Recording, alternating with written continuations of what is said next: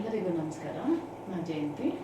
ನಾನಿವತ್ತು France dry ಹೇಗೆ ಮಾಡೋದು ಅಂತ ಹೇಳ್ಕೊಡ್ತೀನಿ. ಅರ್ಧ kg ಫ್ರಾನ್ಸನ್ನು ತೊಗೊಂಡಿದ್ದೀನಿ.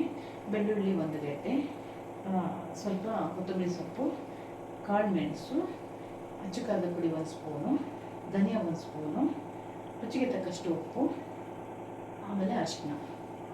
ಆಮೇಲೆ ಇದು ಹುಳಿಗೆ ಕೋಟೆ ಹುಳಿಯನ್ನು ಬಳಸ್ತೀನಿ. ಇದು ಮಲೆನಾಡಲ್ಲಿ ಸಿಗುತ್ತೆ. ಸಿಕ್ಕಿಲ್ಲ ಅಂದರೆ ನೀವು ಲೆಮನನ್ನು ಹಾಕ್ಕೊಳ್ಬೋದು. ಅರ್ಧ ಲೆಮನನ್ನು ಯೂಸ್ ಮಾಡ್ಬೋದು. ಸೊ ಇದನ್ನೆಲ್ಲ ರುಬ್ಕೊಂಡು ಫ್ರೈ ಮಾಡಿ ತೋರಿಸ್ತೇನೆ. ಒಂದು ಬಾಂಡೆಯನ್ನು ಇಟ್ಕೊಂಡು ಈಗ 1 ಸ್ಪೂನಷ್ಟು ತುಪ್ಪ ಹಾಕ್ತೀನಿ. ಸ್ವಲ್ಪ ಕೊತ್ತಂಬರಿ ಸೊಪ್ಪು ಇರುವಂಥ ಮಸಾಲ ಹಾಕ್ತೀನಿ.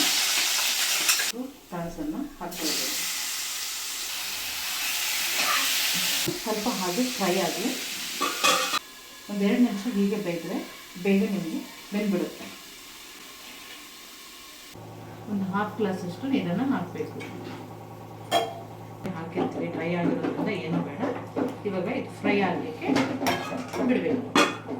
5 ರಿಂದ 10 ನಿಮಿಷ.